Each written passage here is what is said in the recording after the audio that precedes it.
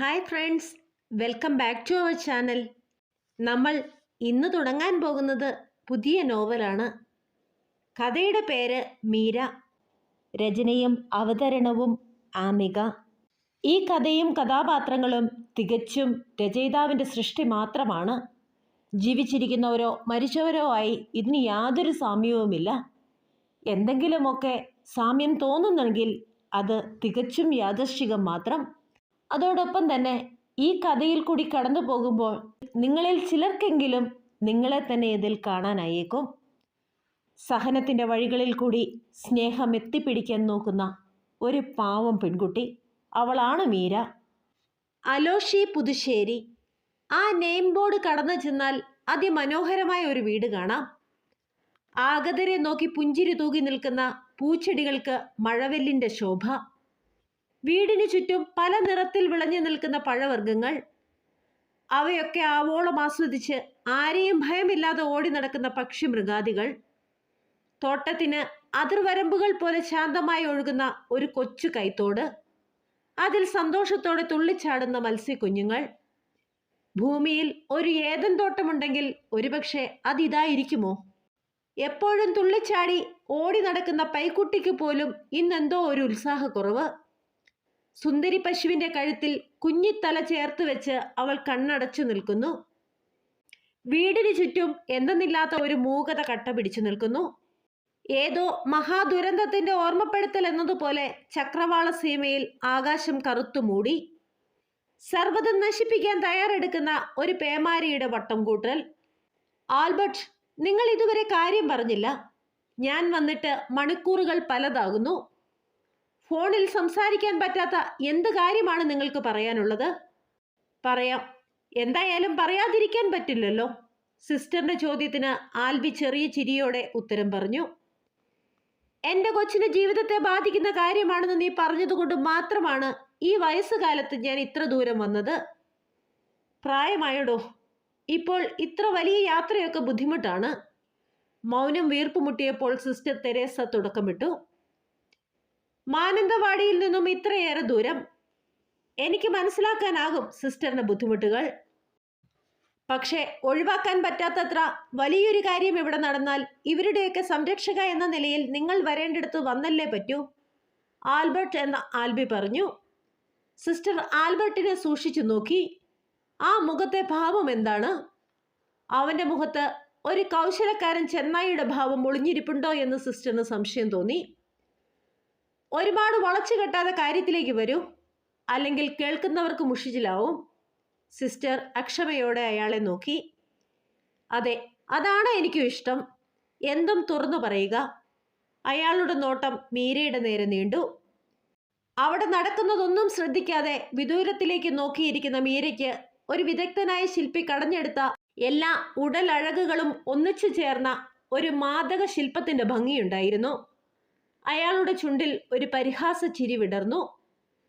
സിസ്റ്ററിനറിയാമോ, ഞങ്ങൾക്ക് ആകെയുള്ളത് ഈ ഒരു മകൾ മാത്രമാണെന്ന കാര്യം? ആൽബി പറഞ്ഞു തുടങ്ങി. അത് പുതിയ കാര്യമൊന്നുമല്ലല്ലോ. ആൽബിയുടെ ഒരേ ഒരു മകളാണ് മിലി. അവൾ ഒരു പുരുഷനെ ഇഷ്ടപ്പെട്ടു വിവാഹവും കഴിച്ചു. ഇപ്പോൾ സന്തോഷമായി പുതിയ ജീവിതവും ആരംഭിച്ചിരിക്കുന്നു. ഇവിടെ ഇപ്പോൾ എന്താ പ്രശ്നം? അവർക്കിടയിൽ എന്തെങ്കിലും? സിസ്റ്റർ തെരേസ സംശയത്തോടെ ചോദിച്ചു. പറയട്ടെ, അതിലേക്കാ വരുന്നത്. അവൾ സന്തോഷവതിയാണ്. പക്ഷേ 2 പതിറ്റാണ്ട് പ്രവാസ ജീവിതം നയിച്ചാണ് ഞാൻ ഇന്ന് ഈ കാണുന്ന ആൽബി എന്ന നിലയിലേക്ക് ഉയർന്നത്. എല്ലാം എൻ്റെ മകൾക്ക് വേണ്ടി. പക്ഷേ ഇവൾ എന്നെ തോൽപ്പിച്ചു കളഞ്ഞു. ആൽബി വല്ലാത്ത കോപത്തോടെ തൻ്റെ മകൾ മിലിയെ നോക്കി. അല്ല, എനിക്കിപ്പോഴും മനസ്സിലാകുന്നില്ല. ആൽബി, നിങ്ങൾ എന്താണ് പറയാൻ ഉദ്ദേശിക്കുന്നത്?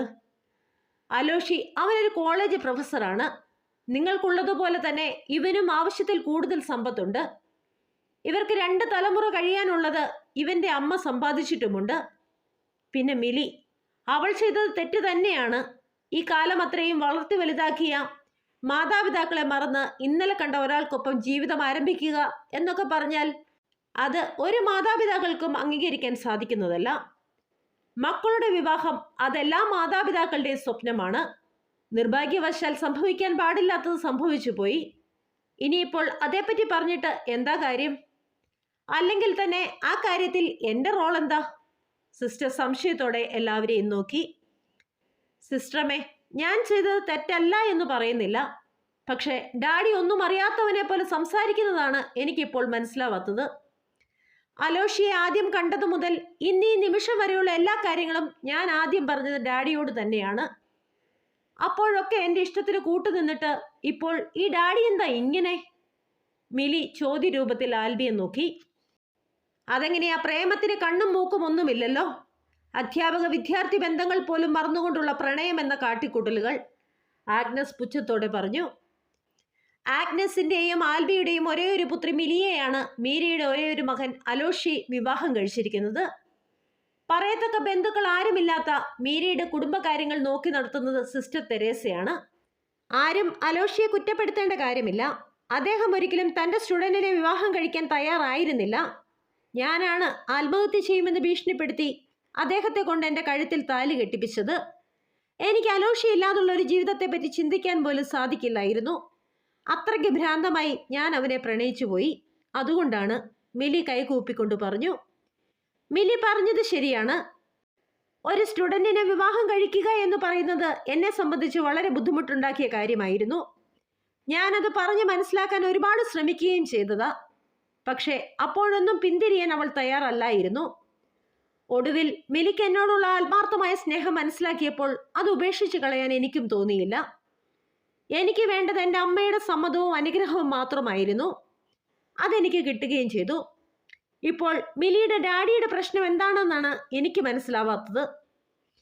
എനിക്ക് മിലിയെ ഇഷ്ടമാണെന്നും വിവാഹം കഴിച്ചു തരണമെന്നും നിങ്ങളെ കണ്ട് ഞാൻ ആവശ്യപ്പെട്ടതല്ലേ? എന്നെപ്പറ്റി എല്ലാ കാര്യങ്ങളും വിശദമായി പറയുകയും ചെയ്തു. എല്ലാത്തിനും സമ്മതം തന്ന് ഞങ്ങൾക്കൊപ്പം നിന്നിട്ട് ഇപ്പോൾ ഇങ്ങനെയൊക്കെ സംസാരിക്കാൻ മാത്രം ഇവിടെ എന്താ ഉണ്ടായത്? സിസ്റ്ററമ്മയെ ഇവിടേക്ക് വിളിച്ചു വരുത്തേണ്ട എന്ത് കാര്യമായിരുന്നു? അലോഷിയുടെ ശബ്ദമുയർന്നു. എനിക്ക് അലോഷിയെ പറ്റി മാത്രമേ അറിവുണ്ടായിരുന്നുള്ളൂ. അലോഷിയുടെ സ്വഭാവത്തിലോ അവൻ്റെ പെരുമാറ്റത്തിലോ ഒന്നും എനിക്ക് യാതൊരു പരാതിയുമില്ല. പക്ഷേ അയാൾ കാര്യങ്ങൾ വലിച്ചു നീട്ടിക്കൊണ്ടേയിരുന്നു. ഡാഡി, ഒരു പുരുഷനും സ്ത്രീയും തമ്മിലാണ് വിവാഹം കഴിക്കുന്നത്. അവരാണ് ജീവിതകാലം മുഴുവൻ ഒന്നായിരിക്കേണ്ടവർ. പുരുഷന്റെ സ്വഭാവവും അവന്റെ സാമ്പത്തിക നിലയും മാത്രമേ മാതാപിതാക്കൾ നോക്കേണ്ട കാര്യമുള്ളൂ. അലോഷി കുറച്ചു വർഷങ്ങൾ ഓർഫനേജിലായിരുന്നു എന്നും അവന്റെ അമ്മ പ്രവാസിയായിരുന്നുവെന്നുമൊക്കെ ഡാഡിക്ക് അറിവുള്ള കാര്യം തന്നെയല്ലേ? അലോഷിയിൽ പൂർണ്ണ സംതൃപ്തനാണെങ്കിൽ പിന്നെ ഡാഡിയുടെ പ്രശ്നം എന്താ? മമ്മിയെങ്കിലും ഒന്ന് പറഞ്ഞതാ. മിലി അപേക്ഷിക്കും പോലെ രണ്ടുപേരെയും മാറി മാറി നോക്കി. ഞാൻ എൻ്റെ മോളെ കൂട്ടിക്കൊണ്ടു പോകുന്നു. ഈ വീട്ടിൽ അവൾ ജീവിക്കുന്നത് എനിക്കിഷ്ടമല്ല, ആൽബി ഉറപ്പോടെ പറഞ്ഞു. അത് ഡാഡിയാണോ തീരുമാനിക്കുന്നത്? എന്തിൻ്റെ പേരിലാണെങ്കിലും ഞാൻ ഡാഡിയോടൊപ്പം വരാൻ തയ്യാറല്ല. ഇതെൻ്റെ ജീവിതമാണ്. ഇതെങ്ങനെ ജീവിക്കണമെന്ന് ഞാൻ തീരുമാനിക്കും. മിലി അപ്പൻ്റെ അതേ വാശിയിൽ പറഞ്ഞു. ബ്രാവോ! അപ്പോൾ അപ്പനും മകളും കൂടി ഞാൻ അറിയാതെ കളിച്ച കളിയായിരുന്നു അല്ലേ അത്? അമ്മ അറിഞ്ഞാൽ ചിലപ്പോൾ നടക്കില്ലെന്ന് തോന്നിക്കാണും അല്ലേ? ഇരുന്നിടത്തു നിന്നും ചാടി എഴുന്നേറ്റ് കൈ അടിച്ചുകൊണ്ട് ആഗ്നസ് പറഞ്ഞു. മകൾക്ക് നല്ലത് വരണമെന്ന് ആഗ്രഹിക്കാത്ത ഏതമ്മയാണ് ഈ ഭൂമിയിലുള്ളത്? പ്രണയം അത് വലിയ അപകടം പിടിച്ച കാര്യമായതുകൊണ്ട് മാത്രമാണ് ഞാൻ എതിർത്തിരുന്നത്. എങ്കിലും എൻ്റെ മകൾ അലോഷിയെ പോലെ ഒരു പയ്യനെ സ്നേഹിച്ചാൽ ഈ അമ്മ അതിനെ ഒരിക്കലും എതിർക്കുമായിരുന്നില്ല. അമ്മയുടെ അനുഭവങ്ങൾ ഒരിക്കലും എൻ്റെ മകൾക്കുണ്ടാവരുത് എന്ന് മാത്രമേ ഞാൻ കരുതുന്നുള്ളൂ. ആഗ്നസ് ആൽബിയെ അവജ്ഞയോടെ നോക്കിക്കൊണ്ട് പറഞ്ഞു. അമ്മയുടെ അനുഭവമോ? പ്രണയിച്ചവനെ തന്നെ വിവാഹം കഴിച്ചു. ജീവിക്കാൻ കൈ നിറച്ച് പണം, നടക്കാൻ ആഡംബര വാഹനം. പിന്നെ എന്താണ് നിനക്ക് വേണ്ടത്? പ്രണയത്താൽ മുറിവേൽപ്പിക്കപ്പെട്ട ഒരു മനസ്സിനും ആരുടെ പ്രണയത്തെയും പ്രോത്സാഹിപ്പിക്കാനാകില്ല. പ്രണയം അതിൽ തന്നെ വിശുദ്ധമായ ഒരു വികാരമാണ്. അതിന് മനസ്സുകൊണ്ട് സ്നേഹിക്കണം. അല്ലാതെ ആൽബി, ഇപ്പോൾ അതൊന്നും സംസാരിക്കാനുള്ള നേരമല്ല. നിങ്ങളുടെ പ്രശ്നം എന്താ? അത് പറ. പറയാൻ തുടങ്ങിയ വാക്കുകൾ മുഴുവനാക്കാതെ ആഗ്നസ് അയാൾക്ക് നേരെ നോക്കി. മോള് പറഞ്ഞതെല്ലാം സത്യമാ. അലോഷിയെ പറ്റി നീ പറഞ്ഞിട്ടുണ്ട്. അവനെ പറ്റിയുള്ള കാര്യങ്ങളെല്ലാം എനിക്ക് അറിയുകയും ചെയ്യാം. പിന്നെ നിങ്ങളുടെ വിവാഹം അതെൻ്റെ സമ്മതത്തോടു കൂടി തന്നെയാണ് നടന്നത്. നിന്റെ അമ്മ അറിഞ്ഞാൽ ചിലപ്പോൾ ഈ വിവാഹം നടക്കില്ല എന്ന് തോന്നി. അതുകൊണ്ടാണ് എത്രയും പെട്ടെന്ന് രജിസ്റ്റർ ചെയ്യാൻ പറഞ്ഞത്.